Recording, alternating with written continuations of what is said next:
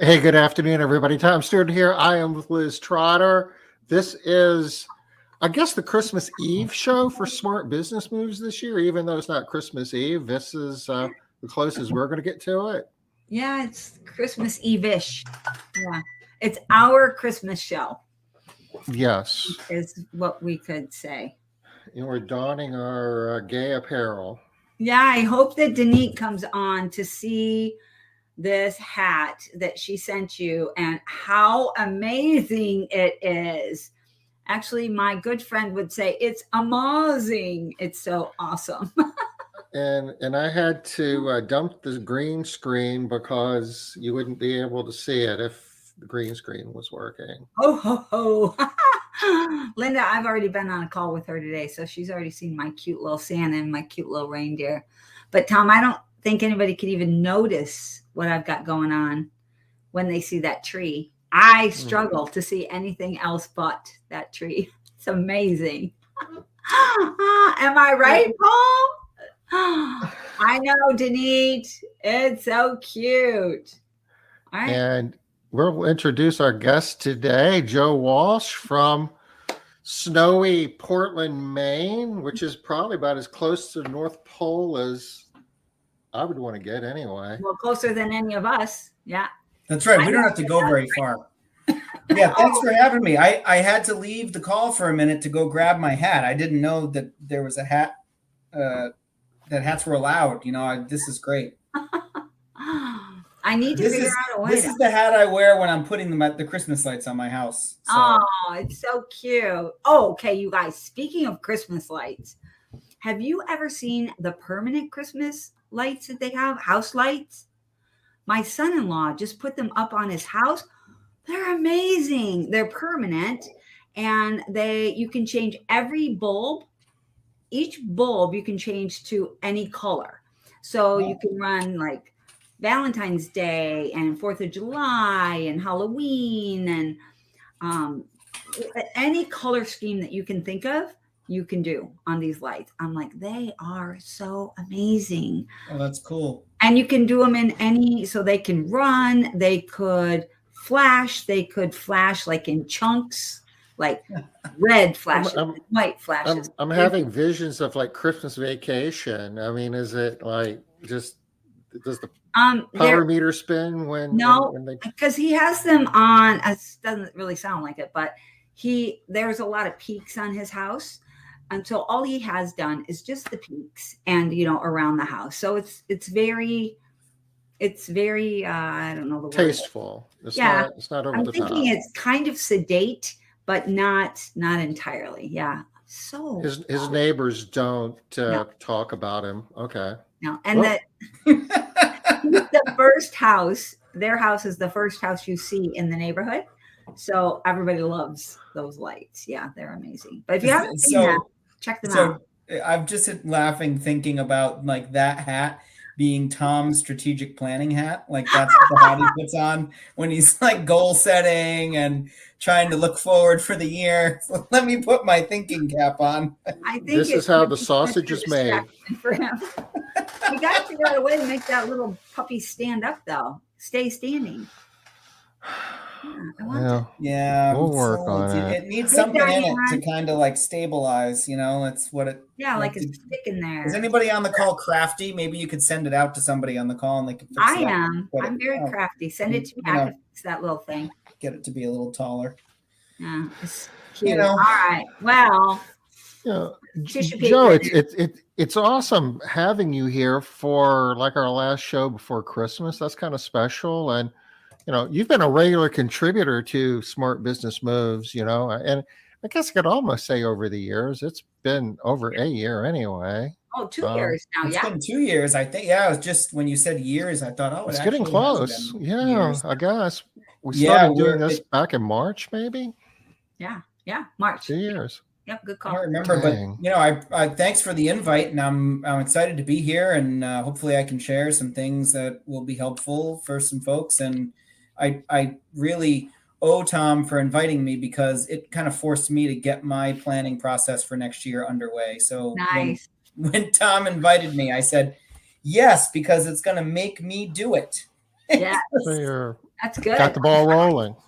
That's right. That's Hey, right. Tom, Linda has a really great suggestion for later. You just put tissue paper in it, right? And it'll just hold it up. What an easy solution. No crafting solution. needed. I could I love jam maybe 5 rolls of toilet paper in it, right? Love it. Or just like 2 sheets of tissue paper. It would be much easier. All right. So, Joe, I am super excited. One of the things I'm going to be laughing this whole call. One of the things I have always loved that you do, Joe, is you are really a strategic man. You're strategic in the things that you do.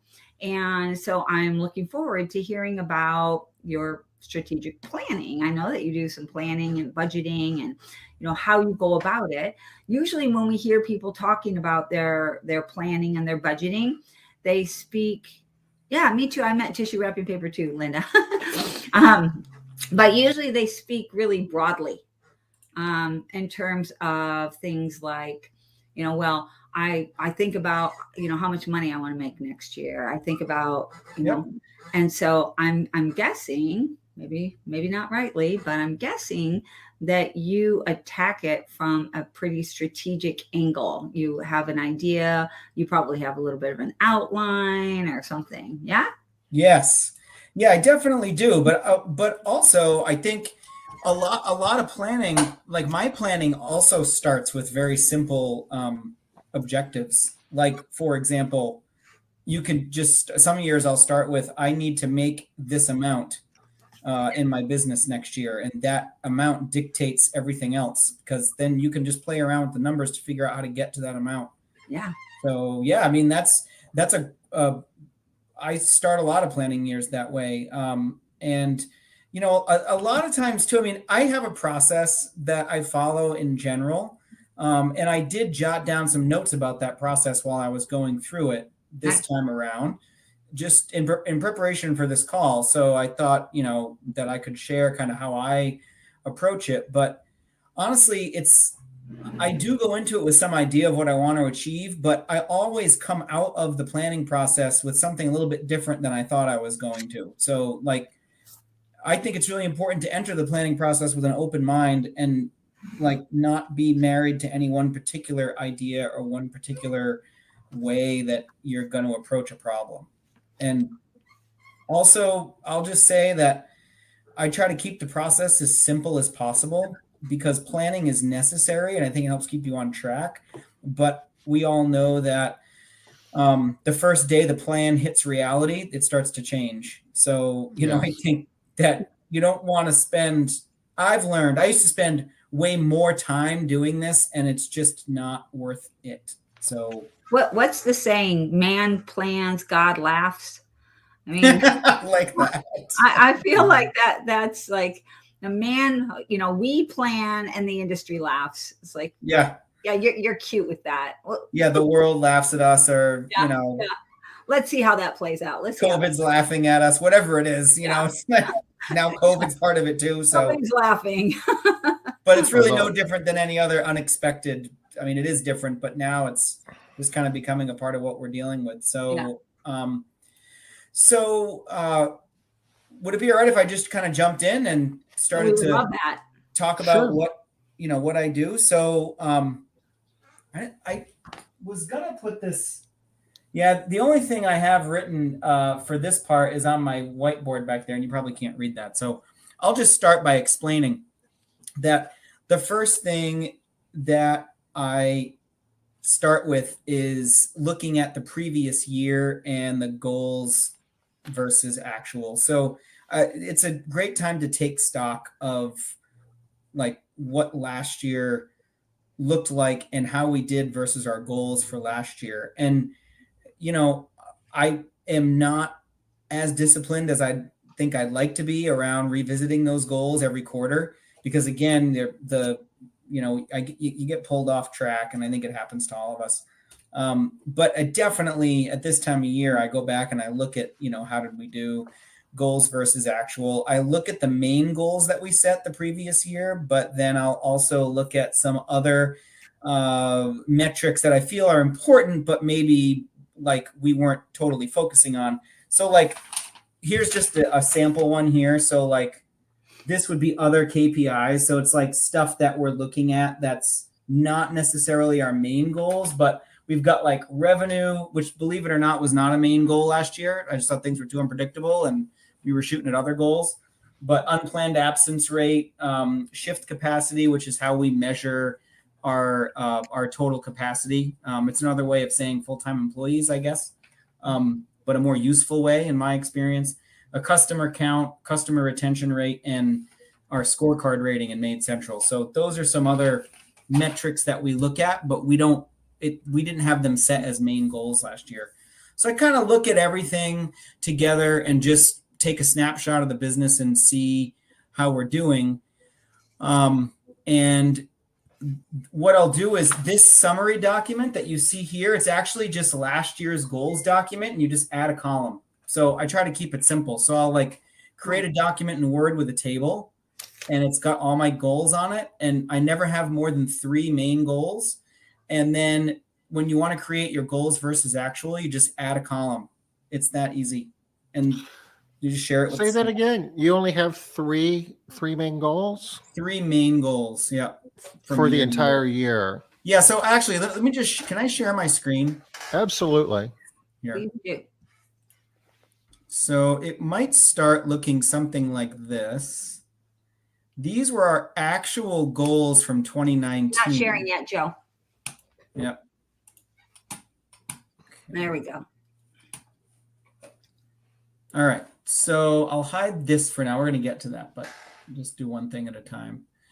So these are our actual goals from 2019. So I try to keep it super simple. I just write what our strategic objective is. So kind of like a verbal, like these are the things we're trying to accomplish, or this is the thing we're trying to accomplish.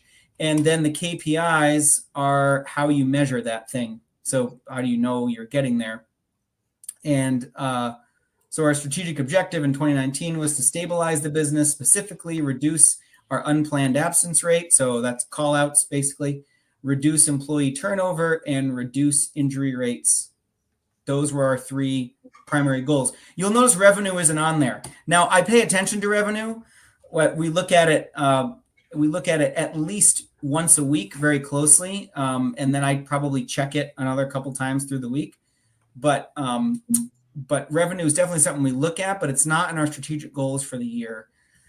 Because we decided, and it was really me who decided, look, I've got a bigger problem here than revenue. And we have other stability issues within the business that are going to affect our ability to grow in the future. So we've got to really focus on these.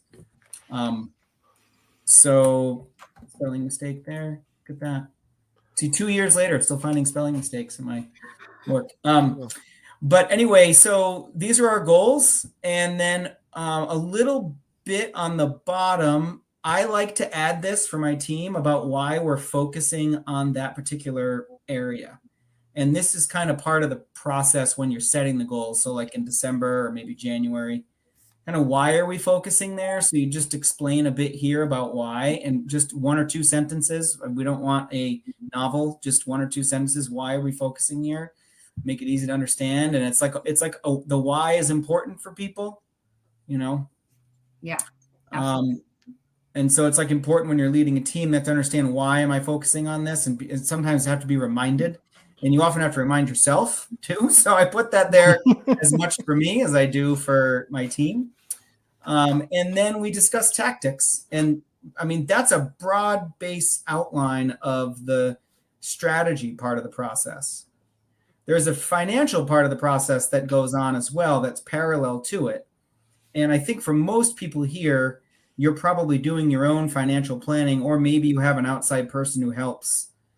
Does anyone on the call have someone on their team that does their financial planning for them?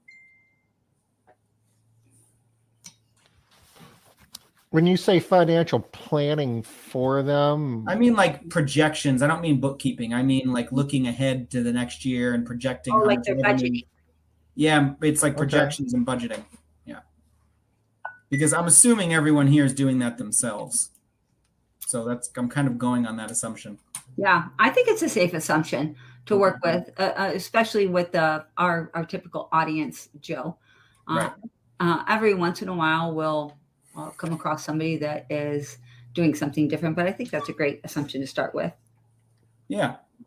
So,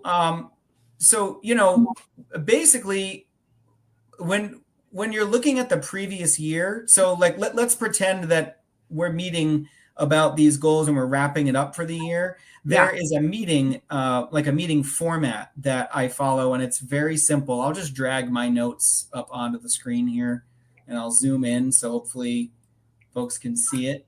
Let me zoom in on my view here. Yeah, look at that. That's good. We can see that. So this is what I'm talking about now. We just had this meeting this week on Monday, and I love this meeting because it gives you a chance to look back on the year, but with your whole team. So, I do this. So I have a HR and admin manager. I have a field supervisor and an assistant field supervisor. So it's me and those core folks that sit down and go through, look at the goals versus actuals. Did we meet them? Didn't we meet them? Why not? And the two biggest discussion points are, what are the biggest learnings and where did we fall short? And then what have our biggest wins been? And I love this part of this process because I always hear things from my team that I didn't think of myself. And I love that. So like on both ends. And we had a really awesome conversation this year about our learnings and takeaways from, some of the stuff we learned this year. And it was a tough year, it was a tough year with COVID and all the trouble that brought. So I really like that part of the process. So that's a really important piece right there, is to go back and discuss with people and be able to look back. Now you can do this all in one meeting if you want, but I typically split it up just because of logistics. It's hard to get everyone in the same room for 3 hours at a time. Yeah. So the sort of discussing the previous year, I allow for like an hour and a half for that.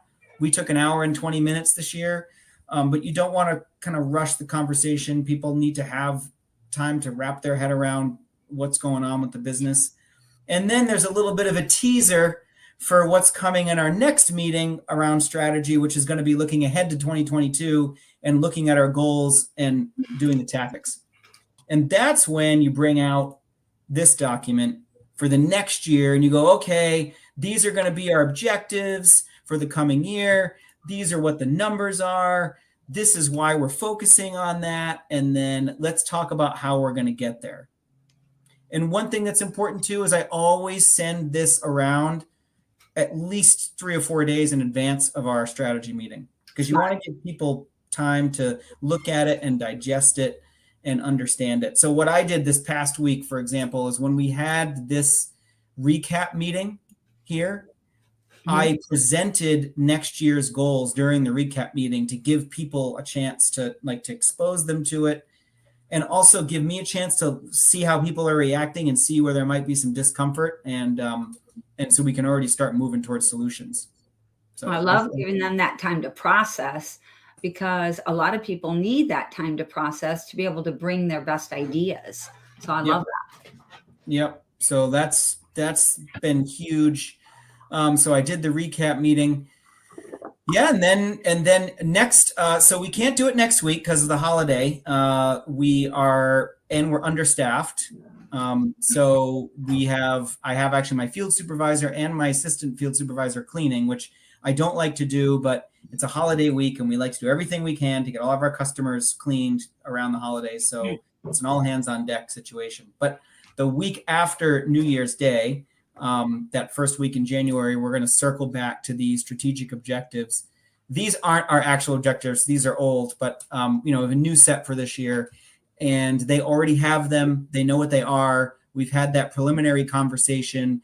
They're already talking about it. There's chatter in the office. People are talking about, if we're shooting for this, like this year, we're shooting to bring our employee turnover rate down back to where it was in 2019. Because I'm actually happy to say that we almost met this employee turnover rate goal in 2019. So we got it down to 70% or 72% in 2019, which was really awesome. So almost unheard of. But we got to 72. What would you say, John? Almost unheard of in this industry. Truly. Yeah, it was awesome. We're back up to 109 this year, though, so it wasn't fantastic. But we want to push it back down. So we're going to be focusing on that. But I'm actually proud to say that we almost meet this goal. We actually did meet this goal back in 2019. The unplanned absence rate, we got it down to 4.0 even, which is crazy low. Really nice, super we nice. Would go. I mean, we had 27 field staff or 28. No, 30. We had 32 field staff. Sorry, and we would have like 1 or 2 call outs a week for periods of time. Like it was really awesome. Yeah, it was great. Amazing. It sure is a lot easier to plan for scheduling for everything if you've got an unplanned absence rate that low. You don't. Oh, and it's way easier on everybody. Like it's just so much easier. Oh, it's awesome. And then COVID kicked that right in the tookish, and now that's like flipped on its head because now there's childcare issues and COVID issues and. Somewhere through all of this, Joe, I'd like for you to speak about, what happens. You're talking about what happens at the beginning of the year and what happens at the end of the year, but there are a lot of weeks in between those two. And what do you guys do on a weekly basis to actually execute and make these numbers work? I don't know if you're going to be getting to that later, but I want to make sure that we don't miss that part of the discussion. No, that's really good point, and I can definitely talk about that. I hadn't even considered that, but yeah, that's I will definitely get to that.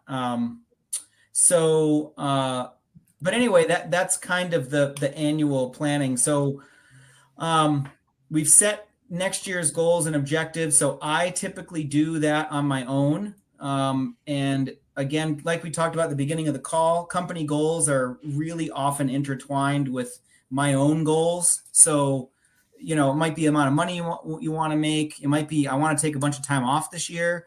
That's been my goal for several years of the past few. And it's been great to be able to do that, to say, I want to take 8 weeks of vacation this year and only work 40 hours a week when I'm in the office. I mean, I can set goals like that. And then you can make your business work around that. I mean, you're the entrepreneur, right? So like you get to dictate what your priorities are. So. I love that you're saying that, Joe, because I know that there are a lot of people, and there are people on today that get stuck with feeling like this just has to be a revenue goal. But for a lot of people, the revenue is not the big thing. That's not the thing that at the end of the year is going to make them go, yes, I feel great now. Actually, I was just talking to somebody in one of our groups today, and he met all of his goals, met them early, met them in November, and they were pretty great goals. And he's like, I need to talk about why I feel unfulfilled, like, even after that. And so, we came to the whole idea that you're talking about right now. A lot of times it's not just about the money, especially once you get past the place of having enough money. Yeah. Right? And it is money. When you don't have enough money, a lot of times, like you're nervous about how you're going to make payroll or pay your taxes or whatever, then yeah, money is probably the thing you need to be paying attention to, even if it doesn't motivate you. It is. And I think at different parts in the entrepreneurial journey, it matters for different, different things matter, so like I have a 3-year-old son, and like, I want to spend time with him and I want to spend time with my wife. And so for me, that's been important. And so I've made that a priority. But when situations are different, like let's say, for example, when he's in school full time, maybe I'll return to focus on revenue a little bit more, because I've been like, well, I got to pay for college now. So let's focus on some revenue, but I mean, like maybe I want to buy a lake house, or maybe I want to buy a new boat. I mean, there's a lot of things that can motivate you. Maybe I'm trying to help support family. I mean, there's a lot of reasons that money can become a goal. Yeah. But it doesn't have to be the goal. So yeah, I think Heather seems to agree with that. Yeah, and, absolutely, Heather. Yeah, no, I'm glad it's helpful. So I've always made lifestyle goals a part of my goal setting for my business. So, but again, it can be revenue, it can be bottom line profitability. I mean, it can be anything you kind of want it to be. So that's up to you as the entrepreneur. Another benefit to being in charge is you get to go after goals that you care about. That You're are the boss. Yeah. You're the boss. I will say, though, that revenue and profit are a forcing function for a lot of things that are good for your business. So, like, that's why revenue is always there. It has to always be there. Yeah. It doesn't have to be your key focus, but, you know, setting an aggressive revenue goal can actually force you to grow as an entrepreneur and as a person. So I don't think that that's a bad thing either, you know?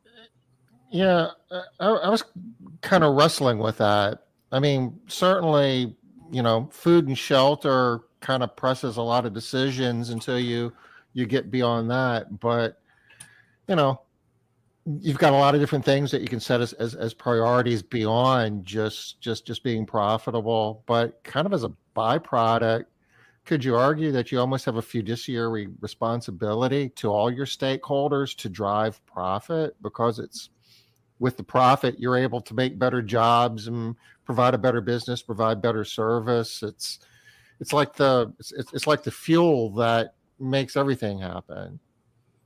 Absolutely. I like that, Tom. Yep. I don't think you really have an option. While the profit might not be the goal, you must, I think you must watch the profit. And that has to be one of the first things that you're looking at, because if you're not a profitable company, many times increasing your revenue is not going to fix that problem. So you can't grow out of every problem. So revenue is not always the answer. So you got to look at profit first to be able to figure out where, at least partially, where you're going. That actually made me think of a great book. If you're looking for help getting financial discipline, is Profit First is awesome. I love that. I subscribe to some of the, I mean, I didn't, if anybody's read Profit First, you'll know that he's very prescriptive, and he's like, do this now, just do it the way I told you, and yada, yada. And I don't exactly do that, but I do. There are some fiscal discipline lessons in there that I think are really good. So I'd recommend that book if you're interested in learning a bit more about fiscal discipline for business owners. That's McCallowitz, isn't it? Yeah, we recommend all of his books. So yeah, we love him. I want to point out something that was really, somebody pointed out to me. Actually, it was my daughter pointed out to me about Profit First. She's like, Mama, I don't really understand what the big deal is about Profit First. Isn't that just the envelope system? She's like, remember when we were little and when we would get paid, you made us put all our money into different envelopes and we could only spend this money on this thing. I was like, it's absolutely the envelope system. It is. It's like a beefed up envelope system. It totally is. You know, so, I haven't thought of it that way. You know, I mean, I think if you know how to use QuickBooks and like have some knowledge of business reporting, you don't need to follow that system that strictly. Yeah. But I think for some people it could be really valuable too, because maybe you need that level of of thing. But like, for example, one of the concepts that's introduced in Profit First is that you really, I mean, he's not prescriptive about how much profit, but you kind of gather that you really ought to be somewhere in the 15 to 20% range. And so I think that like 20% is killing it. Anything above that is like, just overachieving. And, but 15% would be healthy, and you'd want to be shooting towards 20%. And I'm talking about net profit. But yeah, I mean, I think knowing that number is really helpful. And so definitely I've made the mistake in the past of actually thinking that I had to trade profitability for one of the other metrics. And that's never an acceptable, well, I shouldn't say never, but that's rarely an acceptable, mindset. I mean, sometimes you are going to trade profitability for growth, but you better have a plan, to harness that growth. Yeah, that's what I was going to say. As long as you have it planned, you know where you're going. It might be a short term. You might say, I'm going to take this profit and I'm going to put it here for this amount of time to get this return, so that then my profit will be back where it's supposed to be. But again, you have to plan it. You do. And I've just seen in this business all too often working as a consultant with, and a coach with Tom and Liz, so many businesses, the fundamentals of the business aren't healthy. So you're trying to grow, but like your payroll percentage to revenue is too high, or, your estimating process is broken. So you're like kind of feeding poor inputs into the system. And so you're growing something that is it's like it's underperforming now. It'll, instead of being a $500,000 underperforming business, it'll be $1 million underperforming business. So you do have to pay attention to those fundamentals for sure. There's a concept here that maybe helps with trading off profit for growth. It's called the law of 40. And a lot of startup companies use this, and they start up wanting to grow fast, and making a profit really isn't the priority. But on an annual basis, the law of 40 pretty much says that you take your growth rate and your profit margin and add them together, and it needs to be 40% or more year over year. So if you have like a negative, if you net operating loss of 10%, you better be growing at least 50% year over year. And as long as you're able to meet the law of 40, arguably you've got a sound growth strategy, sacrificing, profit for growth. What you don't want to do is sacrifice the profit and not have the growth either. And a lot of startup software companies use this to rationalize basically losing money initially for the sake of growth. This is great, Tom. I love this. This is going to be so useful. I've always wondered in a service business. So let's just take in a service business, you would have to be growing at 20% and profiting at 20%. I mean, that's like a 20% net profit and 20% growth. That is kicking some serious butt. Mm-hmm. That's a super high performing service business in my experience. Would you guys agree? Yeah, but don't you love that that's the standard that they're setting, so that moving forward, I love having this, because moving forward, we can point to this and say, hey, we need to be shooting for this, instead of, I have always hated this random, we just need to be $1 million company. I much prefer to be looking at this new metric that Tom just threw out to us. Yeah. That I think is going to grow us all much stronger and faster. That's awesome, Tom. Good job. Well, can I take the rest of the day off? Yeah, way to bring the goods, Tom. No, now you get to have a Merry Christmas. So where was I? Can we expand just on this a little bit more, though? Because, I mean, the point is it's your business, and, you get to choose what's important to you and what your priorities are. And, it could be a rational decision to say that, I'm not going to do weekend work because that doesn't fit my lifestyle. And you can certainly make decisions like that and give up revenue and profit for that. But I've heard people in some cases abdicate, managing their business responsibly in the name of it being a lifestyle business. It's like, I don't really feel like doing rate increases. So, it's my business and I can choose not to do that if I want to. And at some point, you're kind of just being irresponsible. So I don't know how that fits in the whole equation. I just don't want people to kind of just take this as a blank check that's, I do what I want. I guess you can, but there's some framework that you need to be responsible while you're doing that. Oh, and I'd argue the other side of that, Tom. I love to argue about this stuff. I would say you don't have to be responsible, but understand you won't be doing this for very long. Okay, fair enough. That's the option that you're choosing. So, and of course, you've got clients and employees and a lot of other people, maybe banks you owe money to that are counting on you doing that too. So you're not just letting yourself down, but there's a lot of other people that could be hurt as well. Absolutely. Your family, so many people.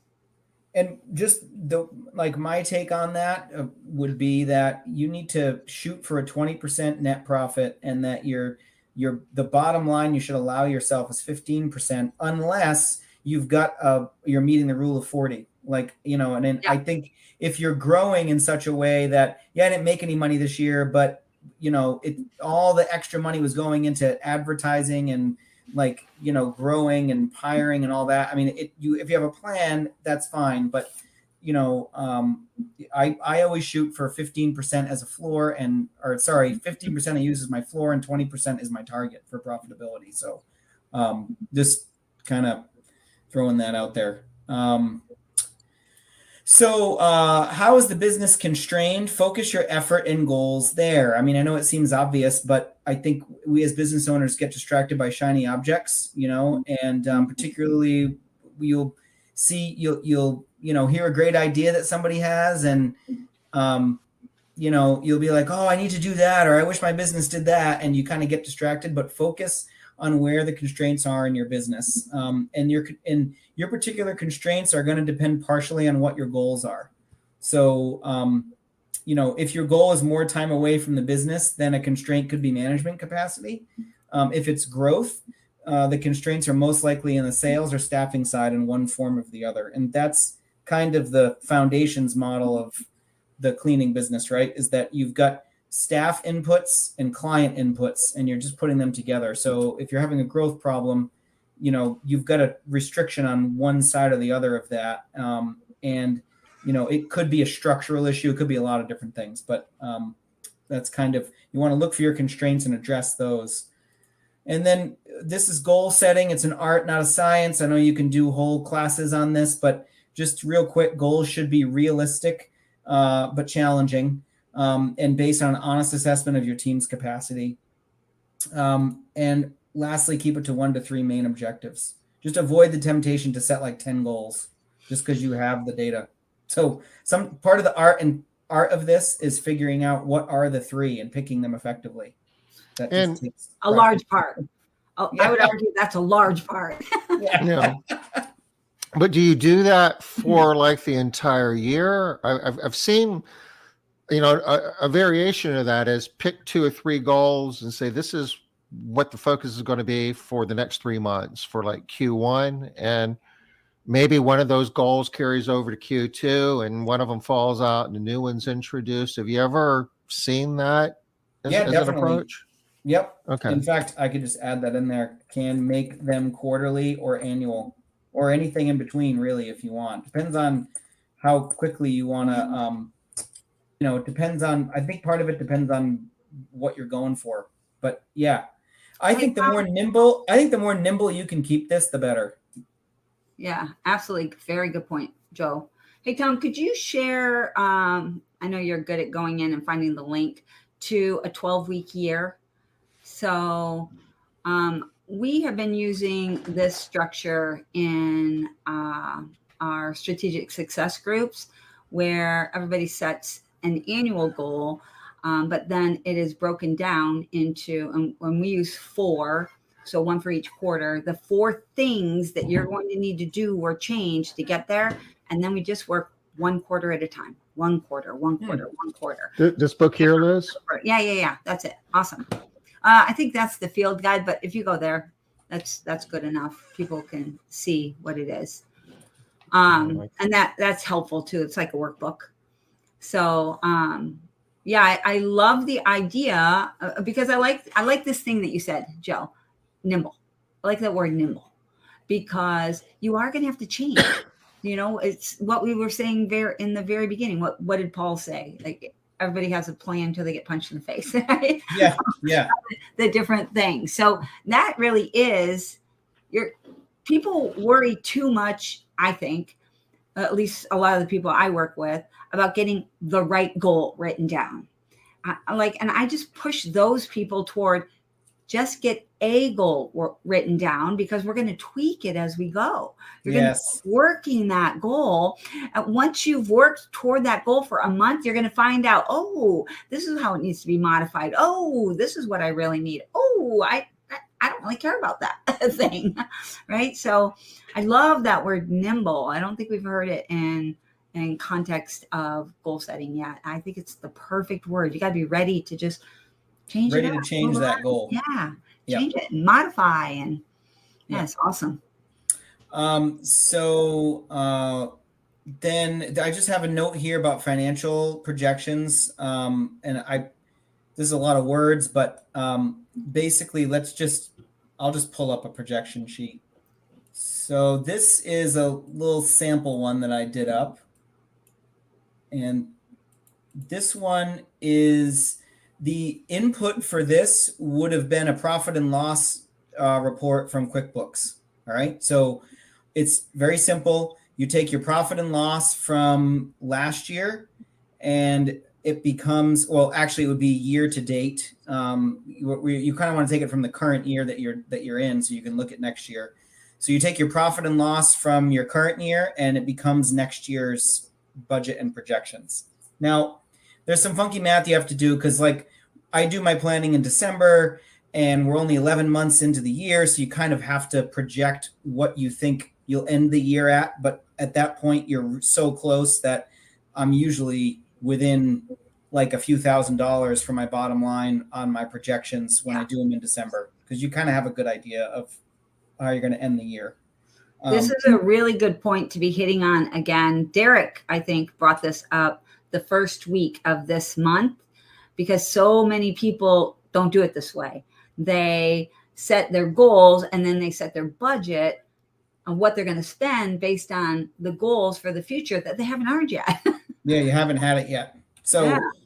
no, in my experience, the only thing is what already happened. So I have to base my budgets on what already happened.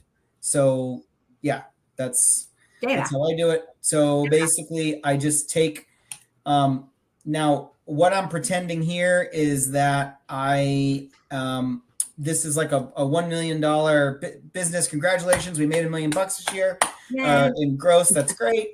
I threw in some numbers here that are, I think pretty good ranges to be in. There's ranges for all of these. So, this is definitely not, but this is realistic. I think this is a realistic profit and loss. So, and then what I'll do is I'll start to kind of mess a little bit with the numbers, because there are some things are only one time. Like, for example, especially right now. So, for example, this year, I had a whole bunch of field staff bonuses, like $39,000 worth. Now, those were PPP funded. Those aren't going to happen next year. So I took those out. As far as we know. As far as we know. So, but barring there being another round of PPP, that's not going to happen. And if there were another round of PPP, then I wouldn't be paying for it anyway. So it's not going to affect my budget. And then, the wages, I also had to adjust and put back in some cases, because I had to remove the employee retention credits. So like that stuff, you kind of have to look at real outlier things, but just be careful and don't pick out too many things. Don't start going, well, we stocked up on paper this year, so I'm not going to buy as much paper. Like it just really big ticket items like that. For example, like PPP money or ERC money that you're not going to get.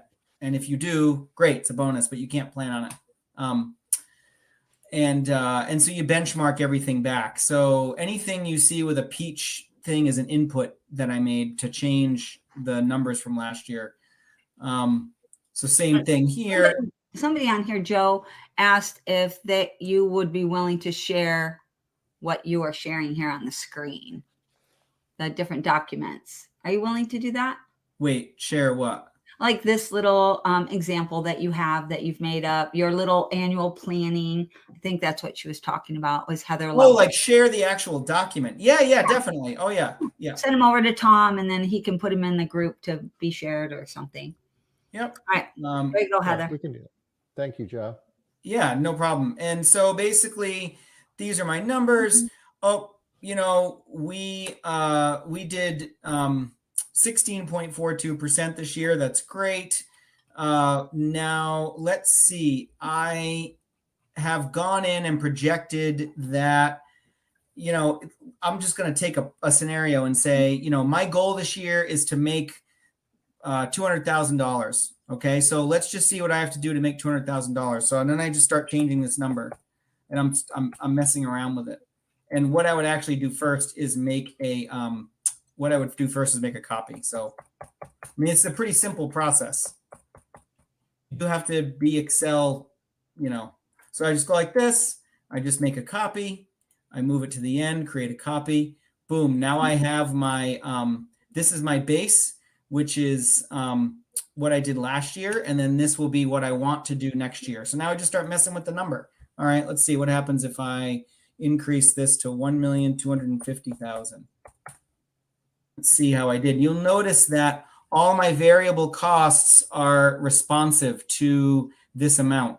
That's why I modified this to make it so that when I enter the new revenue amount, my variable costs like labor, cleaning supplies, workers' comp, that other stuff changes along with.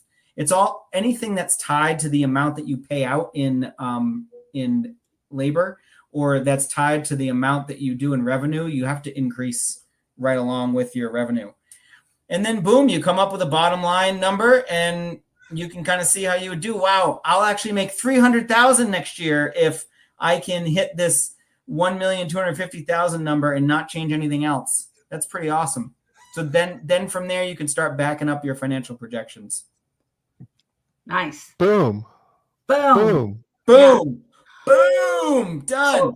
So really, one of the things that you're showing, Joe, that I think is going to be really useful to the people that are watching today is you're showing it in a really simple, orderly way. Start here, move here, go here, and it doesn't have to be so hard. So a lot of times when people are thinking about annual planning, they get overwhelmed with how much they don't know, how hard it is, how they just get such a feeling of being stuck that they don't even know how to move forward. And what I like is that you're showing, hey, just start anywhere. Start here. Here's the basics that you can start with, and then see what you feel from there. Well, how do you feel? What else is popping into your own mind about what you want to do? And things will pop in your mind as you start working your stuff that you care about. So I feel like this is super helpful. What do you guys think? Is this helpful? Is everybody on here feeling like this is something that could be useful going into the new year? Oh yeah. Hi, Sam. I do. Hey, Sam's on there. I think it is. Yeah. And I know you do, Tom. You like to plan as well. Well, it makes it real. It's very easy to say, okay, our plan next year is to grow revenue by some amount of money or generate this much profit, but you don't really even understand what the inputs need to look like in order to make that happen unless you go through this exercise. It's the difference between setting a goal at the beginning of the year and looking at the results at the end of the year. And this is kind of what happens the 50 weeks in between those two periods. These are the numbers that get you from where you are to where you want to be. That's a good question, Tom. How often do you look at your plan, your budget? Is it a weekly, a monthly, a quarterly? You just, nope, you're done and not look at it again until next year?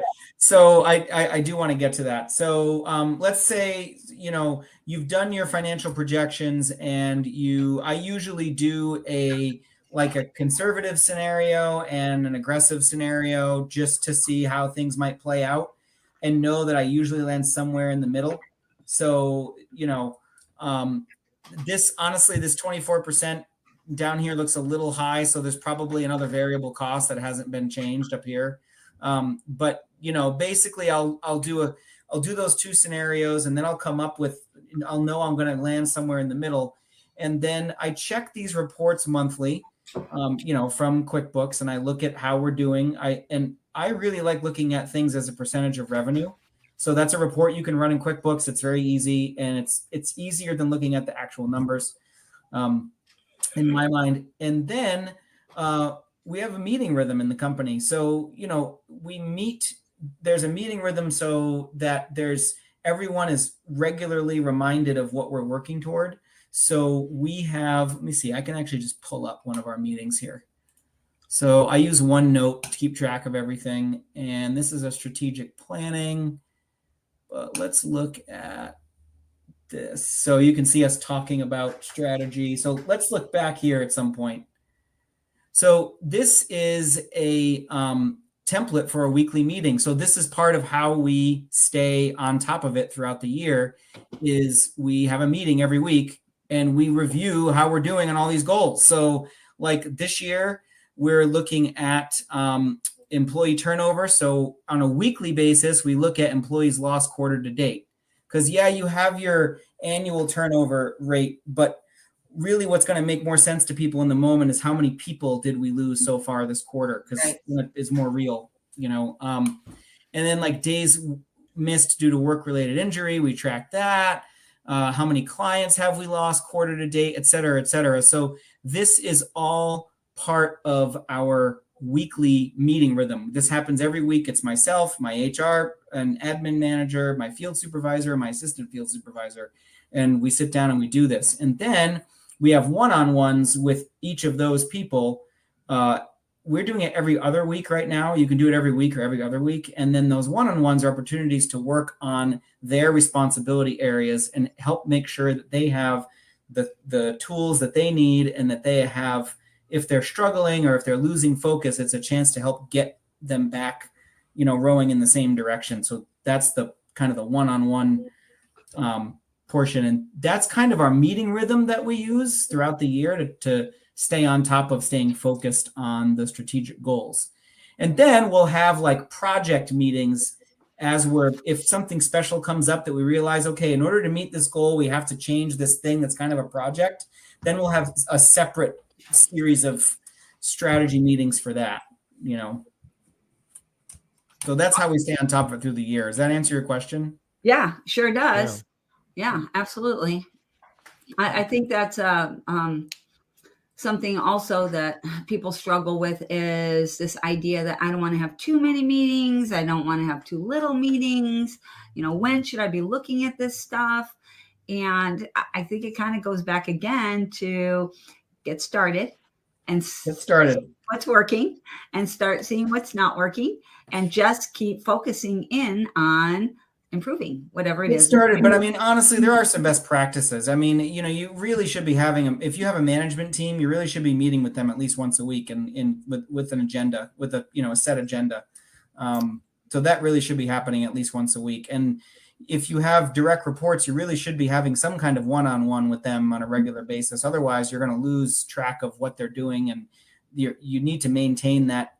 You need to have that one-on-one focus time with your direct reports to make sure that you are staying in touch with them. Like that's Absolutely. How you lose people by not doing that, in my experience. Yeah. And it's not, but I don't like being in meetings. I don't like being in a ton of meetings either. So like, I think we've got our meeting rhythm down to it's pretty efficient. It sounds really good to me. Another book for those of you that are on here that want to know more about meeting rhythms, another really good book is The Rockefeller Habits. Pretty much Joe is talking about everything that I'm seeing here, and what he's saying follows the rhythm of the Rockefeller Habits. Then they have an additional a quick stand-up, like 5 to 10 minutes daily stand-up that they do, that's thrown in there. But it's very, very similar. So that might be another good book to look at. If you're setting up your reading list for 2022, I think we've given you 3 books here today. And actually, we talked about The Pumpkin Plan on Monday by Mike Michalowicz as well. So we're getting you started with a really good, that's a great book. Yeah, it's a good one. He does talk about, I read part of that book. He does talk. I remember the meeting rhythm thing from that. I actually learned that from a Vistage chair that I had. So Vistage is like a CEO group that I was in for a while, and the Vistage chair really hammered that home. It was a structural thing, and it was really helpful. That kind of regular meeting schedule is just really important. There's another really good one in Traction. They also have a really good rhythm. Oh, Gino Wickman. Yep. Yeah. But they all follow basically the same thing. You're going to hear that you need to have them on every week. They need to be at the same time, that everybody needs to come. There needs to be a commitment around it. They need to be short and to the point, have an agenda. So it's pretty much the same thing, regardless of which book you're reading or where you're getting it. Do it.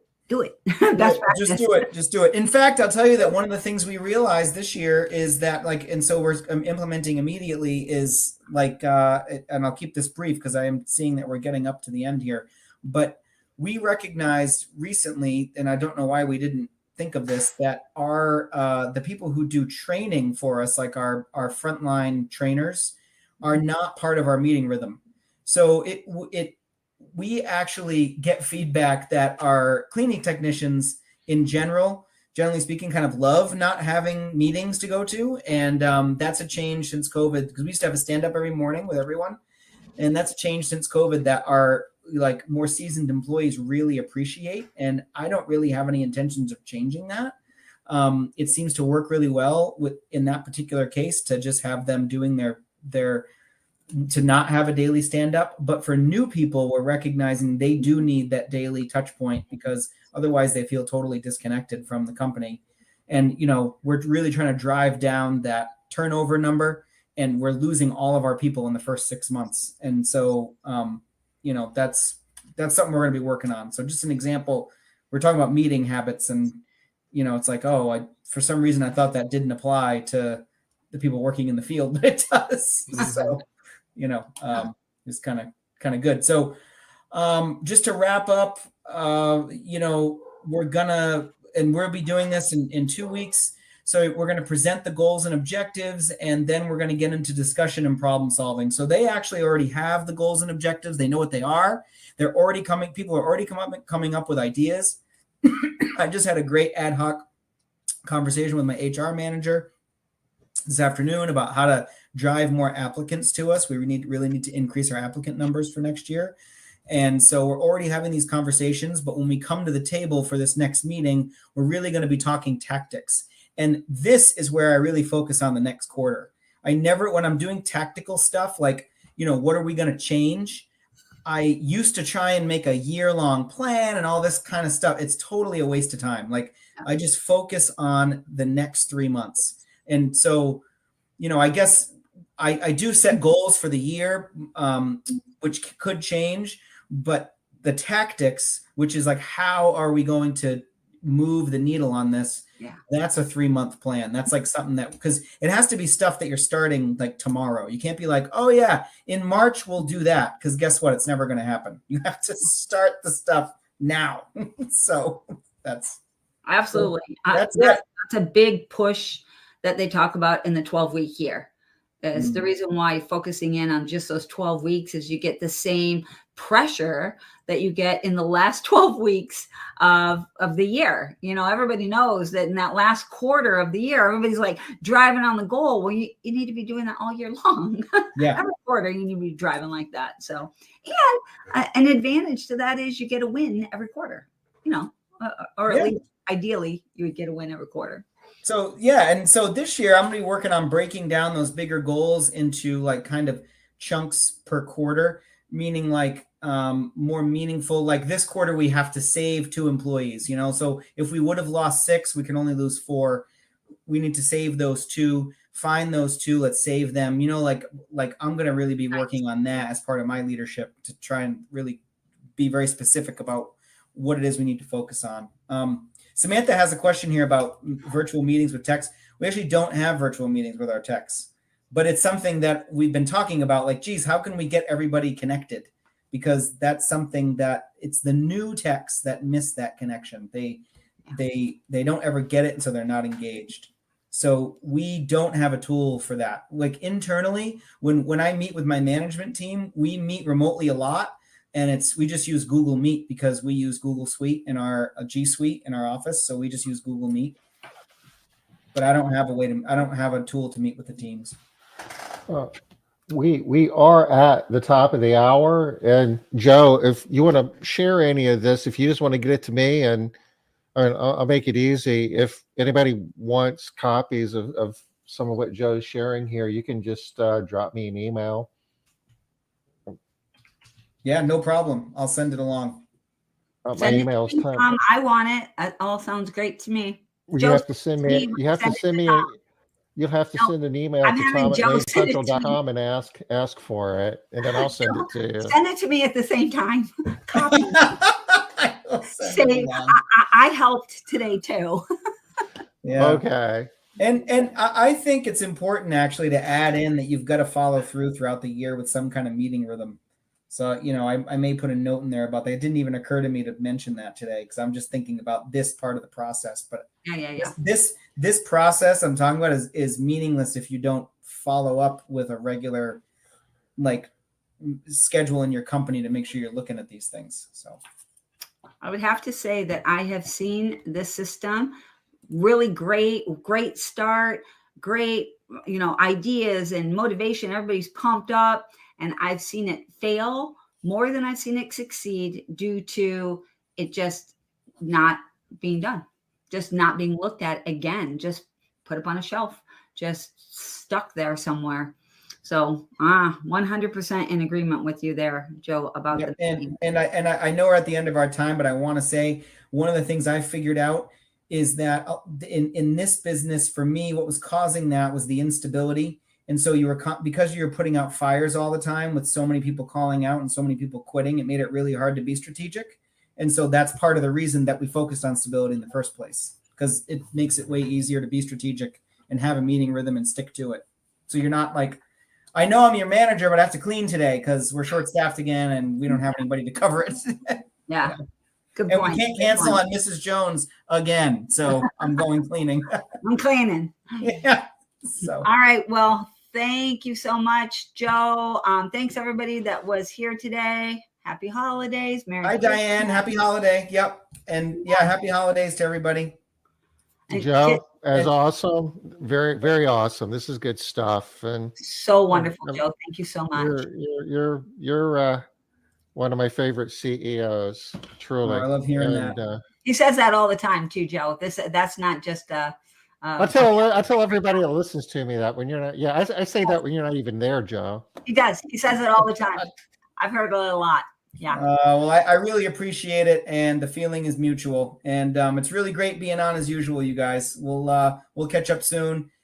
Happy holidays and happy New Year, everybody. Happy holidays. We'll be back. Bye. We're going to be back Monday, 5:00 Eastern. You guys have a Merry Christmas, and we'll see you next Monday. Bye-bye. Bye.